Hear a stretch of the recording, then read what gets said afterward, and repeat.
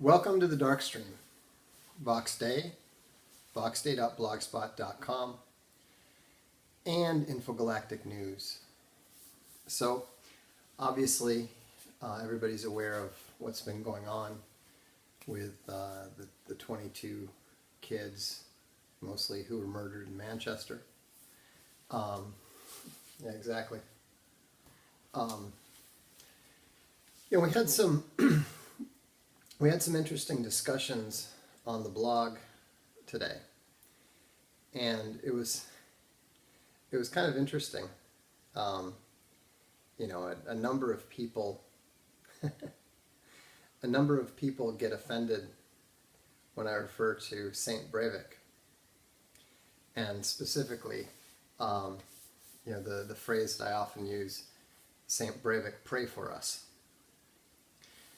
But what you have to understand is that the not only are the crimes of Anders Breivik and the crimes of Abdi or whoever the Muslim murderer du jour happens to be, they not only stem from the same place, they're not only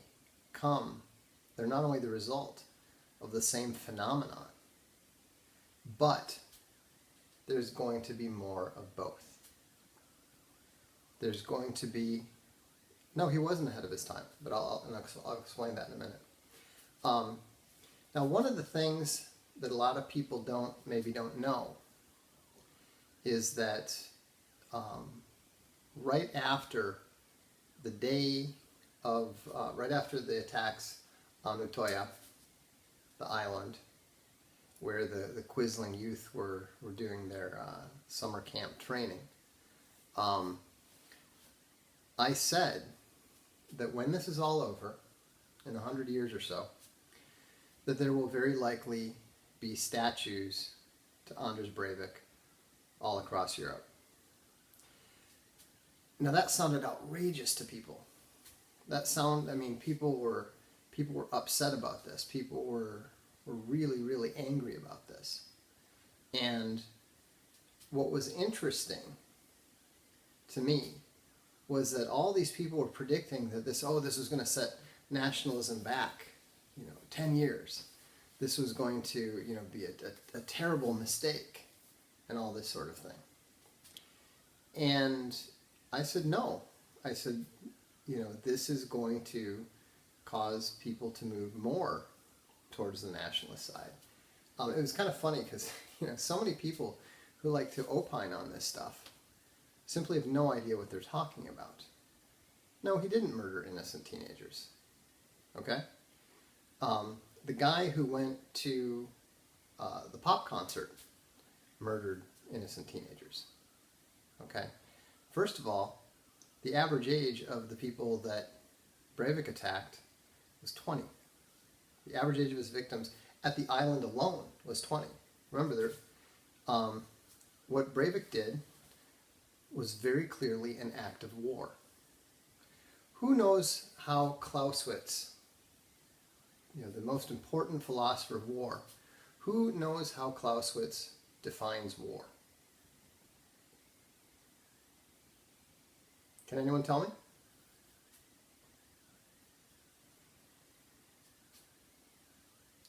It's the continuation of what? Exactly. It's a continuation of politics by other means. Okay? You cannot possibly claim that what Anders Breivik did was not an act of war. Now you can question the moral rightness of his act, just as you can question the moral rightness of Donald Trump bombing Syria, George Bush bombing Afghanistan and Libya. I don't really need these guys here. Actually, I'm not going to block them. Look, the volume is what it is. Deal with it. I don't want to hear comments about it. He wrote a 1,000-page manifesto talking about this. Now, a lot of lunatics write manifestos too, But my point is that what Anders Breivik did was an act of fourth generation warfare. Okay, yeah, I don't like people telling me what to do. Tell me what to do, you get blocked. And if people weren't morons, they would understand that on the iPad, I don't have any way to turn the volume up. If you want to blame someone, go blame Steve Jobs. Anyhow, the point is that whether you agree or disagree with what Breivik did, it was an act of war, and he was doing it because he was attempting to defend the Norwegian people against invasion. Okay? Now, that's very different than what we saw in Manchester. Those people were not those people were not the next generation of political leaders. They had nothing to do whatsoever with British foreign policy. They were attacked simply because, you're missing the point, Sam. The invaders are the symptom. The disease are the Quislings. The disease are the multiculturalists and the globalists and so forth. Okay? Those are the people, those are the people who are responsible for both the actions of Anders Breivik and this guy Abdi and all of the other Muslim attacks in the West. Okay? So, in fact, I have heard from people who have connections in British intelligence that they still haven't had... Oh, absolutely they did. Absolutely they did. The guy who was pegged to be the future Prime Minister of Norway was there.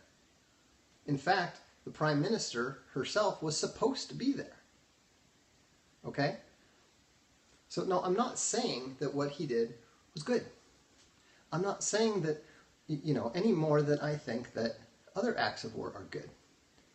We can argue whether or not it was necessary, but that's not the point that I'm trying to make. The point I'm trying to make to you, what I'm trying to help you see, is that this is going to continue to happen. And it's going to continue to happen as long as the multiculturalists and the globalists remain in power, as long as the invaders are permitted in the excessive numbers that they presently represent. And this is an incontrovertible fact of history. Okay? This is something you cannot deny. Okay, look, you don't have to take my word for it. No, nationalism absolutely does work. Nationalism is an absolute necessity for peace. Don't confuse nationalism with imperialism.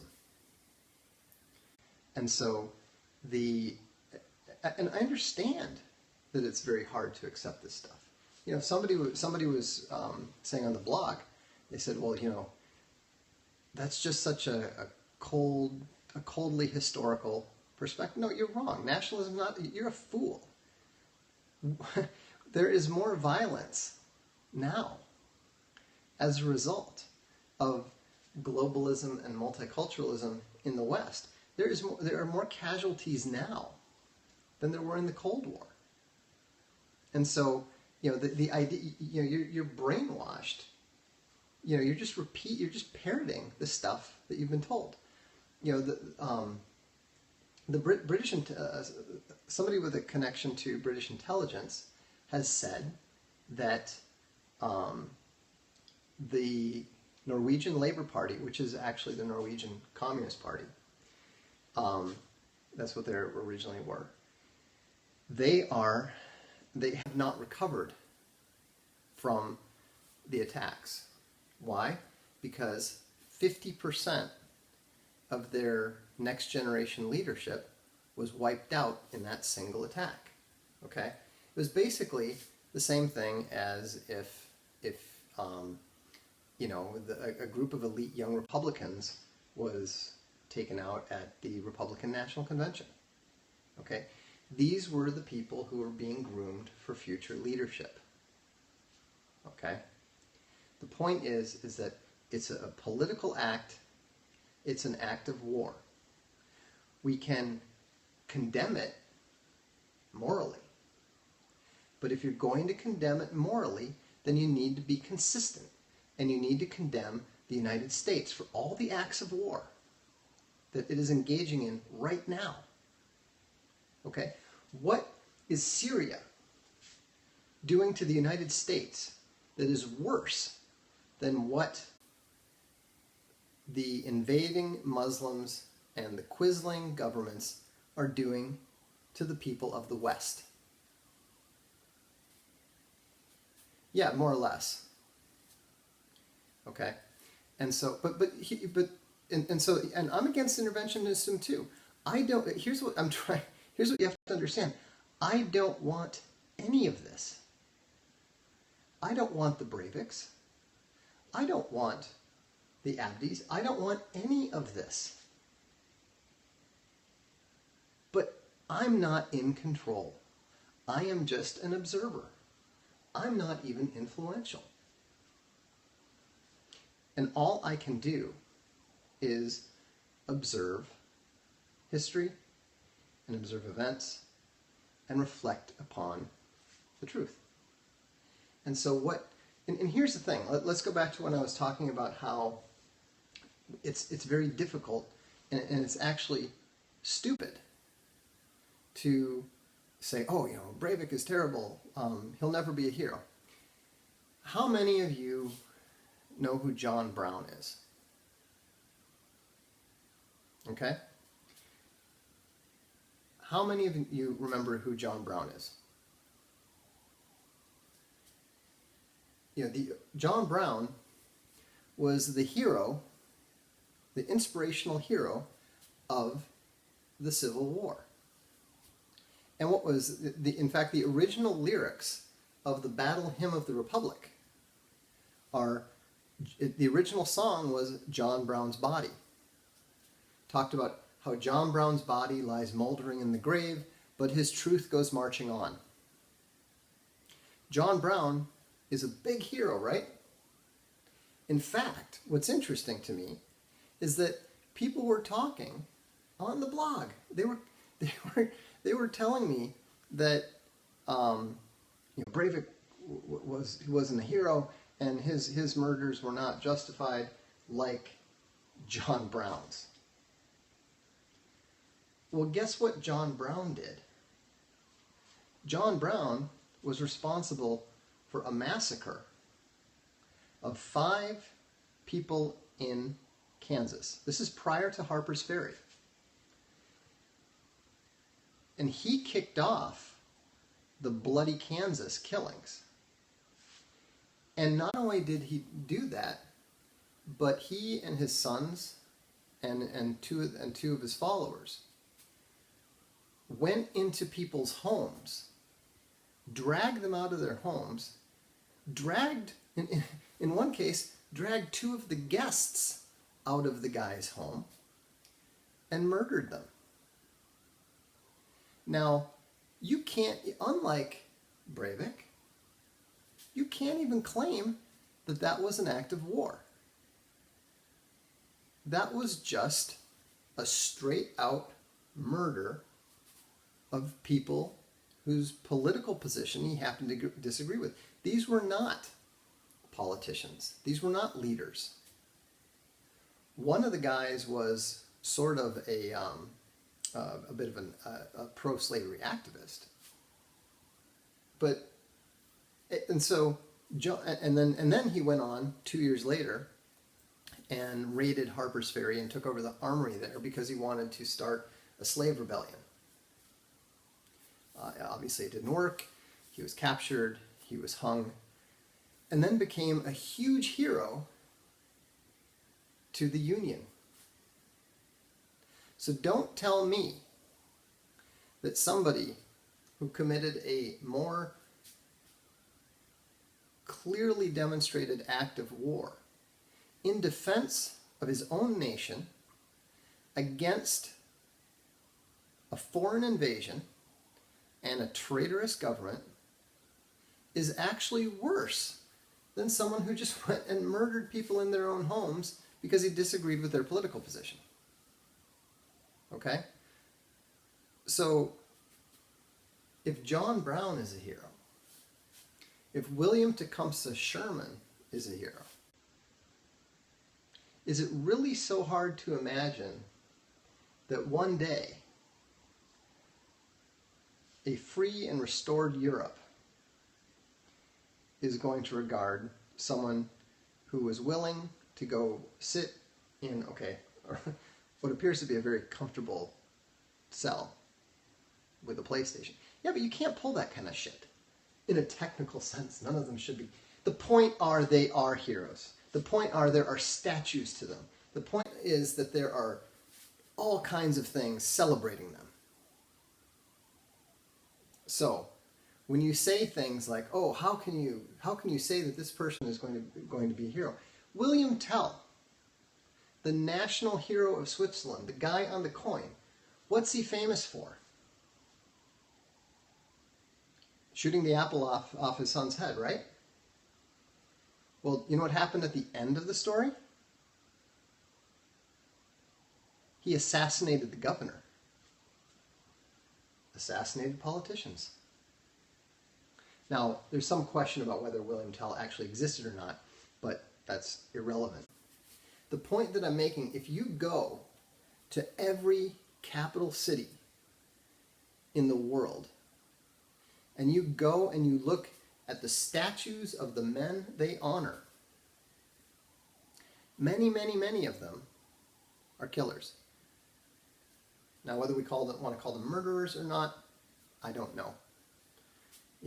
I am hesitant to label someone who is actively engaged in warfare as just a common murderer. War is politics by other means. It's not business by other means. It's not personal profit by other means. It's not personal vendettas by other means. It's not losing your temper for other means. And furthermore, this isn't even getting into Che Guevara. Now, I understand I've probably got a different perspective on some of this.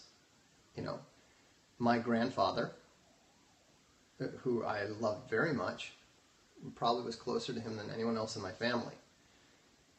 He fought on Guadalcanal, he fought on Tarawa, he fought on Saipan, and he fought in Korea. He killed a lot of people. And I would actually argue that none of those low-level Japanese infantrymen or Korean and Chinese infantrymen, I would argue that those young men, and they were young, were less morally culpable than the Quisling youth at that communist summer camp, training to become the future communist leaders of Norway. And so, and here's the other interesting thing. People talk about, oh, children, they're so young, dun, dun, dun, dun, dun, dun. Well, guess what? Their average age was about 3 or 4 years older than the average age of the Viet Cong that the U.S. soldiers were fighting and killing in Vietnam, defending their own country. So, anyhow, I'm not trying, obviously, there's a tongue-in-cheek element to this. I'm not Catholic. I don't believe in formal saints. I don't believe in praying to anyone except God and Jesus. So, when I'm saying Saint Breivik, pray for us. That's not coming from a Catholic who actually, and so it's not blasphemy. A saint is not God. So, anyhow, the point is, what now? What am I? I'm a non-denominational Christian. The last formal organization I belonged to was Southern Baptist. But by upbringing, I was brought up in a Baptist church originally. So, what do we do now? What do you think of pro-white mixed people who are alt-right? I think they're remarkably handsome, perspicacious, charming. They have hot wives. They have big libraries. Are you getting the point? I'm an American Indian. So, I am mixed race myself. I am English, Irish, Native American, and Mexican. So, anyhow, no, not just like Liz Warren. I'm actually American Indian. Tribe, casino, reservation, the works. Anyhow, the thing is that we have to understand. I'm not answering questions about my DNA. It's not your business. It's substantial enough that I have my family has a genetic test, and also if you ever saw my family, you wouldn't. If you ever saw my family, you wouldn't doubt it for a second. Anyhow, I mean, if you notice, it's always kind of funny to me that people say this stuff. Oh, I don't believe it. It's kind of like, okay, I got a family. They would, there's plenty of people who could out me if I was making it up or bullshitting, but I'm not. Anyhow, what we need to understand is that we are now in for a season of war. We are now in for a large-scale global war. And it's not just going to be North Korea or, lobbing a few missiles into the Middle East and that sort of thing. I don't know how long it will last, but it's going to last at least a generation. And so, it's time to be ready for this. It's time to prepare for this. It's time to understand that you might need to defend yourself and your family.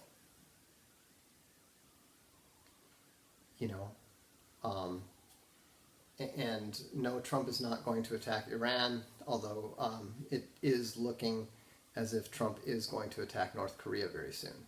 I have a post coming up tomorrow where there's some strategists who believe that it's coming very quickly, that the negotiations have failed.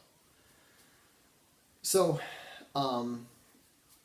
anyhow, I don't want to get into more details tonight. I just wanted to, because of the discussion on the blog, because of what has happened in Manchester, and because of all the, but the important thing to understand, the most important thing to understand, is that all the bullshit about stronger together and united and all that stuff, it's all false. It's all lies. It's all untrue. It will all fail. And so, these are huge, huge waves of history. There is nothing, it doesn't matter what you think. It doesn't matter what I think. It doesn't matter what Theresa May or Donald Trump, or the millions of Muslims currently in the West think. These things are going to play out the way they always do. They're going to play out the way they always do, and it's important for us in the West to turn back to the things that made the West great, to the things that made the West strong, and remember that Europe belongs to us. America belongs to us. You know, it's not, America does not belong to the world. Gaddafi was wrong. America belongs to Americans.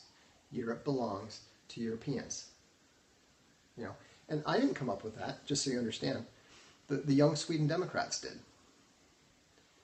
And if you're going to be angry at someone, don't be angry at the Breiviks. Don't be angry at the Abdis. They are just doing what the soldiers in the clash of civilizations always do. All right? Yeah, there's a be angry. It's not just the Jews. The Jews did it in America, but they're not the ones who did it in Europe. So, and so, you know, we should be angry at the people who are responsible. We should be angry at the people who are up there on those stages mouthing platitudes. You know, the people, that idiot mayor of Manchester who gets up there and says, you know, we're going to have a vigil. And, I mean, I thought Space Bunny was going to throw something at the TV when she saw that there was an imam up on the stage there. You know, if you're on Gab, you can see that she posted about that. What possible motivations can the European leaders have for doing this? It's basically they are largely following the American lead. So, you know, I mean, it could be money, it could be, I mean, there's a lot of different things. These people seek power. No, Barbara Lerner Specter doesn't trump her argument. She doesn't have any power whatsoever in. You have to understand that, I mean, you guys got to get over your whole Jew fix, okay? Yes, there are bad Jews. Yes, there is a negative influence from, you know, from certain Jews. But that's just it's just happenstance. It would be just as bad, if not worse, with the Chinese. You know, the whole conflict between Europeans and Jews is just an artifact of the fact that there was only one, or actually only two, low trust groups in a high trust continent. Okay? The Gypsies and the Jews. Jews are high performance, Gypsies are not. That's the difference. So, so where does Europe go from here? Reconquista 2. Reconquista 2.0. Remember, Martin van Creveld, the great Israeli historian, he wrote in a very important essay called Immigration and War that there is basically no real difference between war and immigration.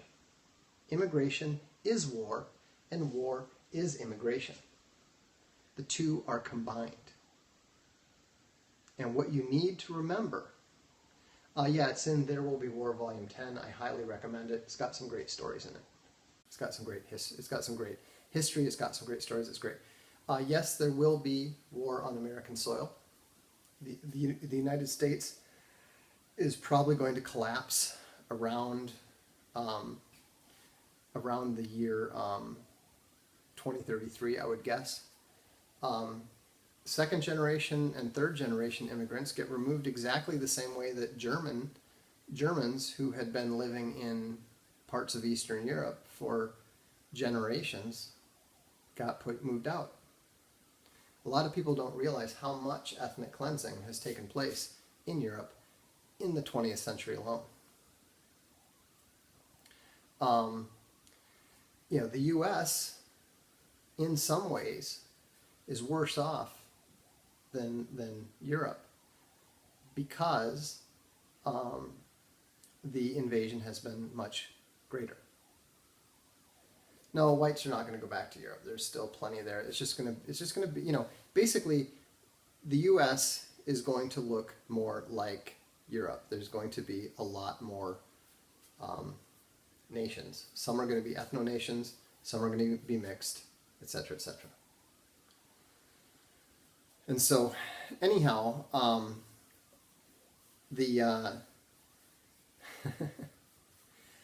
I mean, like I said, there will be a place for mixed race people like you and me and that sort of thing.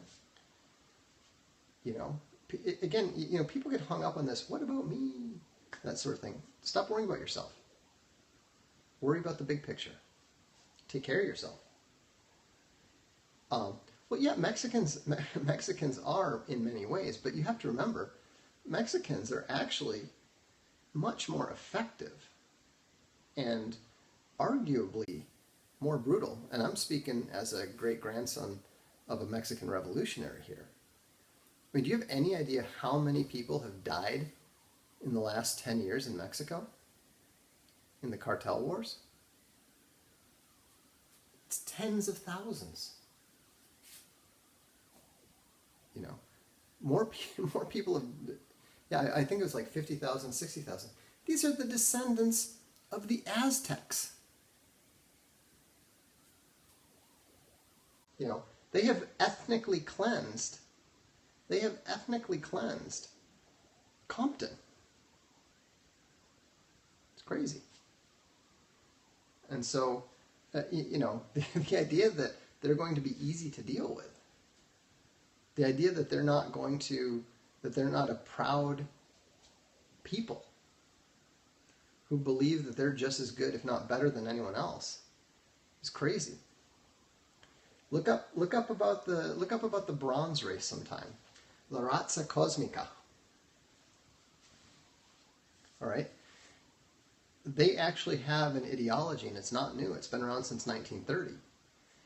Their ideology says the Bronze Race is the best race because it combines all the races. That's why they call it the cosmic race.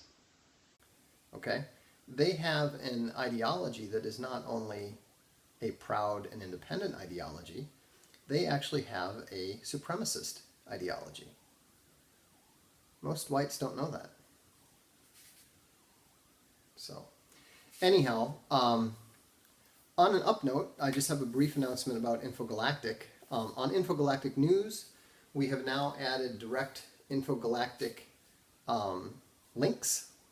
So if you see the little blue Infogalactic icon, that will take you to a Infogalactic page about whatever the news subject is. And we should have the archive links coming very soon. So when you start seeing a blue A next to a headline, you can click on the blue A instead of the headline, and that way you're not giving any clicks to the mainstream media. So, anyhow, thanks for tuning in tonight. My closing thought is this: don't despair. Yes, there's evil in the world, but we know that. We live in a fallen world. But this isn't the only world. So, read your Bible, read history. It will help put all this stuff in perspective for you. There's no reason to be depressed. Be hopeful. Okay? Just because we've been living through the biggest credit boom and the easiest peacetime in history doesn't mean that we should despair. Because this is the interesting stuff. This is when history is interesting. When you read about history, these are the times you read about. So, keep your eyes open. Try to keep your family safe. But, if nothing else, we won't be bored. Have a good evening.